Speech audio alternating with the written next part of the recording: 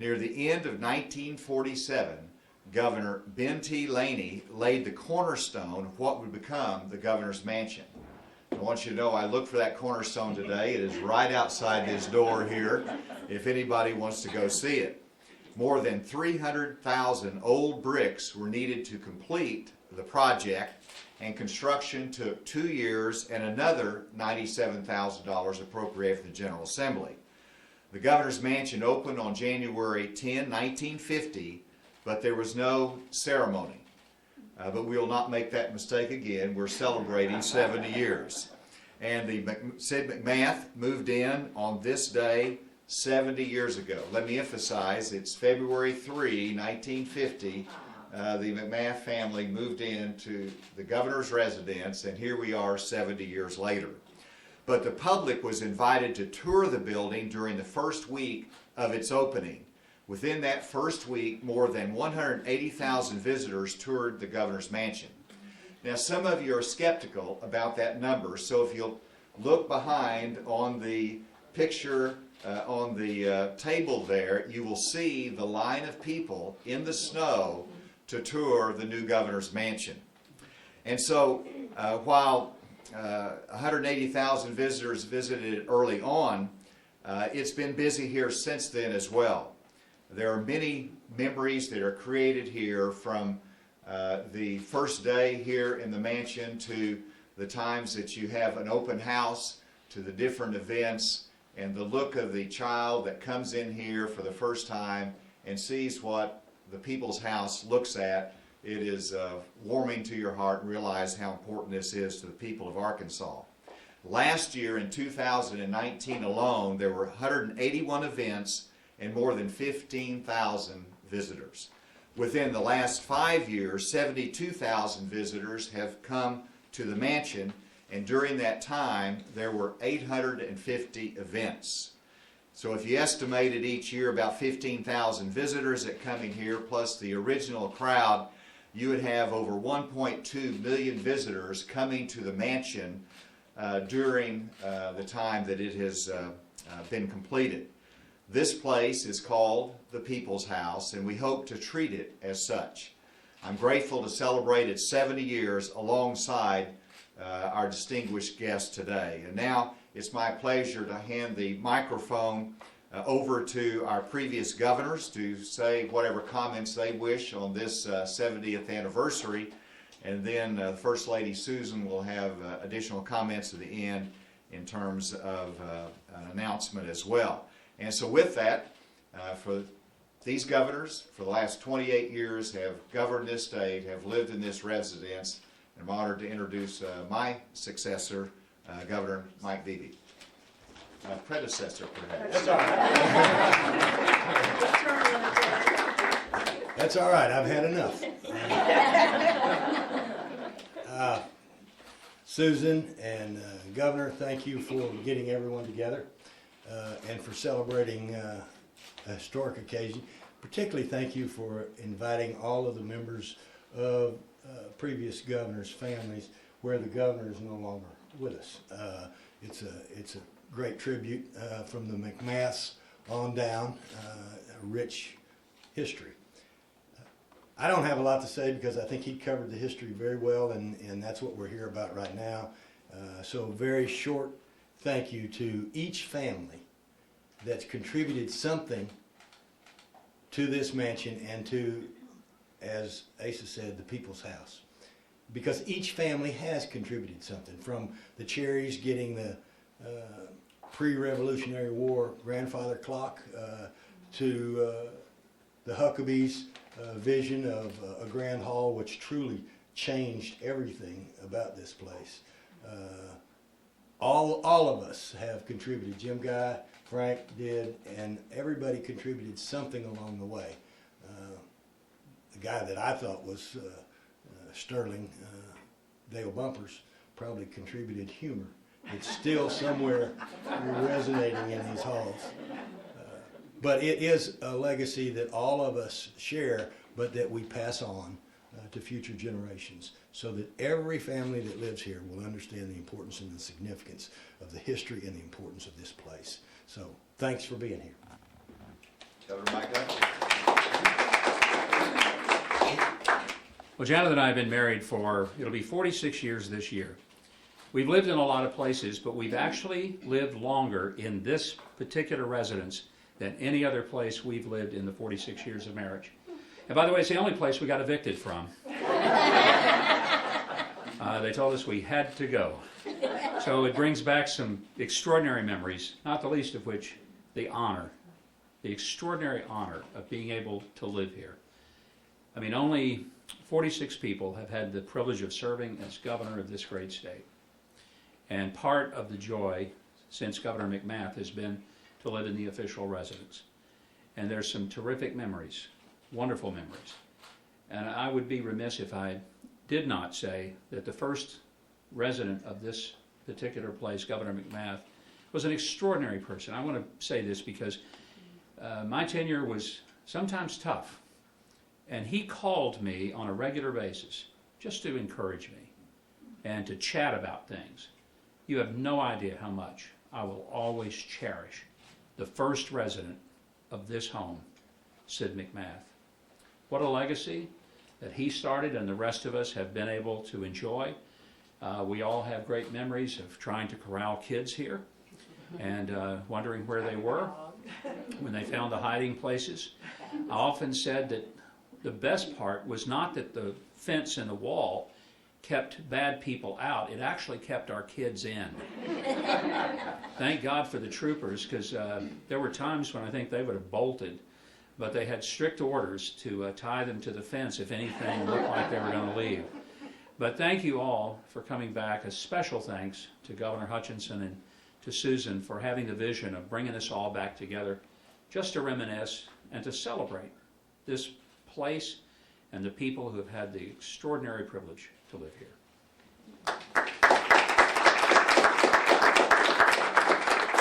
Governor Tucker. Well, Governor Hutchinson and First Lady, thank you all so much for having us. My wife and I lived in a house just a block down the street for many years. It was an old house here in the quarter that we redecorated, had to put in new pipes and everything else right after I left Congress. So we were able to get a sense of the neighborhood and of the governor's mansion. And when we moved into the governor's mansion many years later, it was in pretty tough shape, to put it mildly.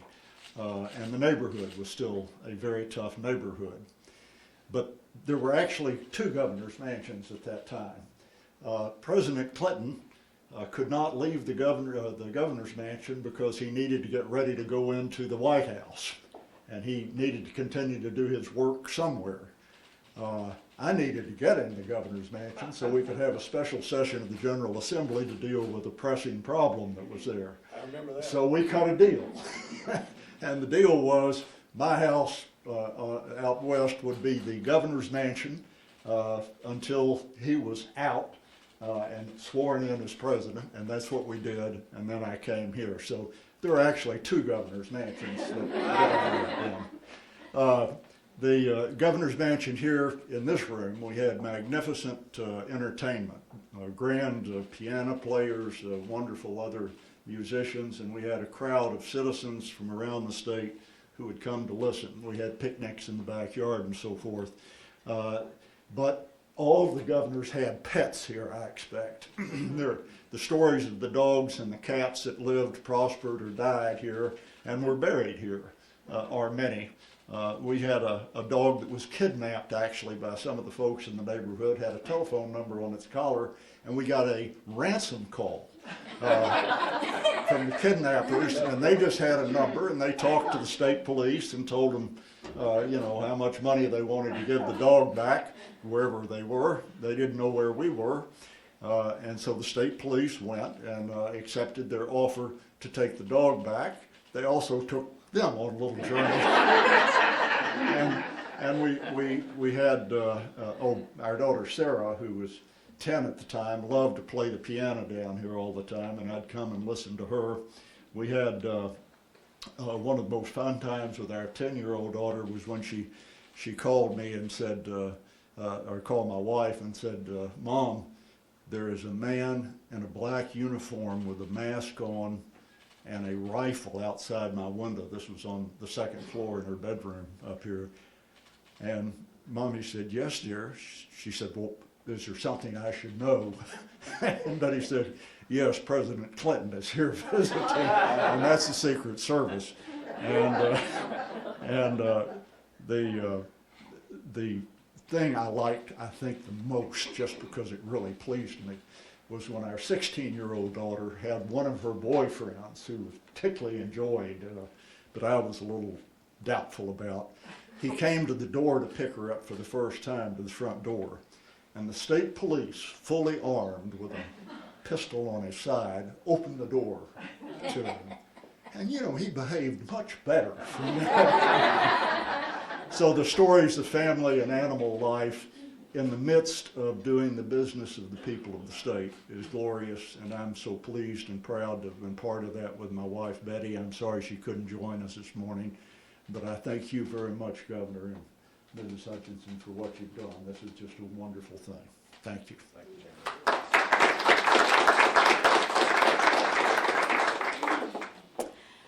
Well, I moved to Arkansas from California in 1971. I was a single person. I drove here in my unair-conditioned Chevy Impala with the only piece of furniture I owned. It was a chest of drawers that I had purchased at the Salvation Army, and had my clothes in it, and that was my first introduction to the state. After I moved here, very shortly after I moved here, I got a job working for the state. I was the secretary to the director of the Department of Finance and Administration, which really was a wonderful introduction to, you know, getting to know the state. And while I was there, one of the people that I worked with, a young man, invited me to go accompany him to the Christmas party at the Arkansas Governor's Mansion.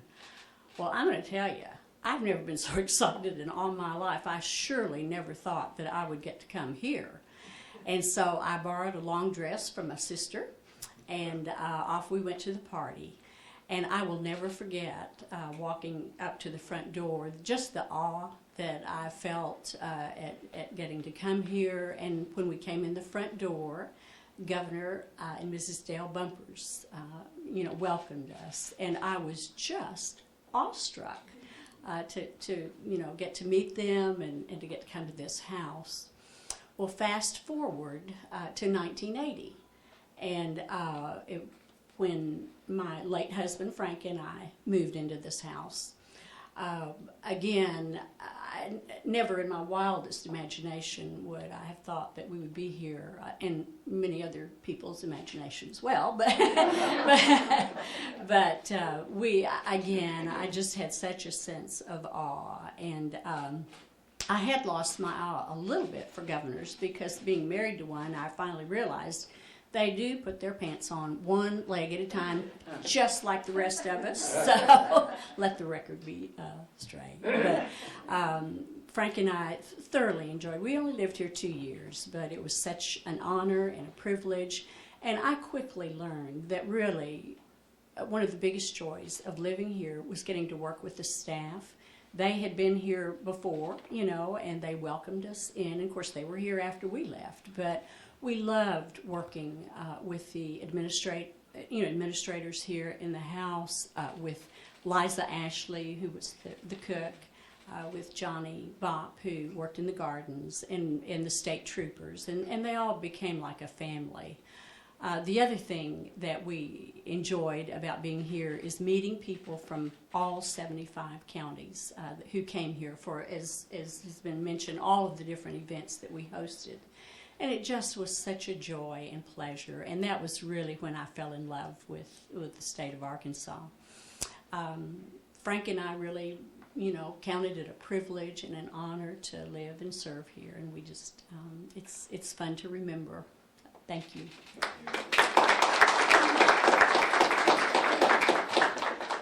Well, memories are a real blessing, especially when there's wonderful memories. And there's so many wonderful memories here with the house.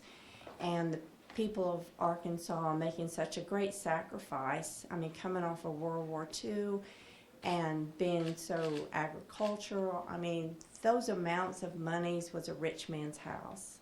when you talk about the 100,000 or the 97,000. I mean, that was huge, and we very much appreciate that. And I want to give a shout out to Mrs. Shin from Harrison, Arkansas, who lobbied her legislative husband when she was embarrassed that her out-of-town guests, when they requested to visit a mansion, had to tell them we don't have one. And that's what spurred this on, was a vision of a woman seeing that Arkansas needed to have hospitality for their governors, and it since then has become a representation of the people of Arkansas, and a place of entertainment, of hostessing, of lobbying companies to be here, of playing host to international dignitaries, as well as many a Hollywood star has come through those doors, from Bob Hope, Gregory Peck, and so many others. But in recognizing that it's having a birthday, 70th birthday, so a couple of years out, I was looking fast forward, what should that look like? And we started visiting with the staff and coming up with an idea. And since I've been here at the mansion, we've had an annual Christmas ornament, but I thought this needs to be really, really special, commemorative ornament. And so I reached out to Chris Norwood. Chris, you still in? Yeah. Chris Norwood. And he had experience with this and creating glass-blown ornaments in the past for other commemorative ornaments, such as for the Capitol Hotel. And he brought along Christina Day to help him out. So we had our resources.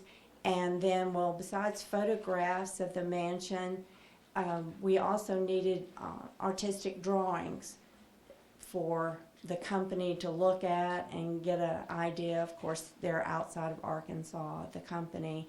And I reached out to Tim Morris. Right here. Right here. Right here. There you are, Tim. His wife Carol's here. And we reached out to him, and he drew, and he drew, and he drew, and we sent them off, and they do their interpretation on paper of what it would look like, and we'd come back and we'd say, no, that's not really, it's not cinder block, it's brick.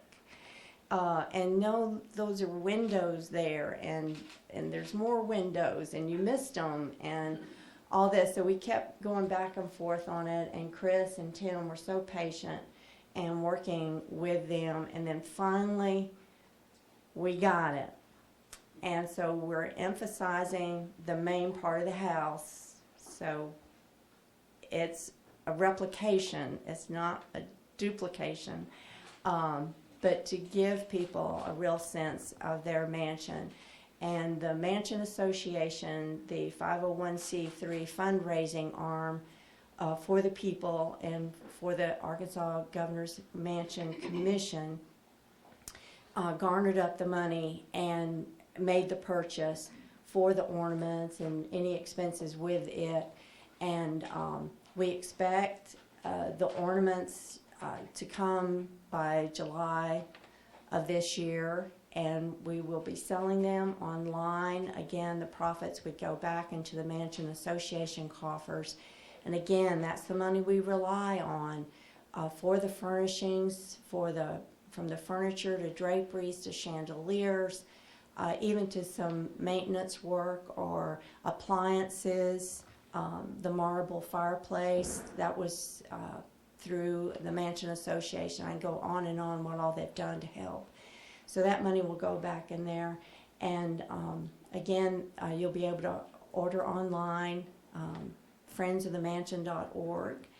And we tried that out this last Christmas. It works with your credit cards, and we can mail them out to you. So, yes, the moment. We have the one, the prototype, to show you today.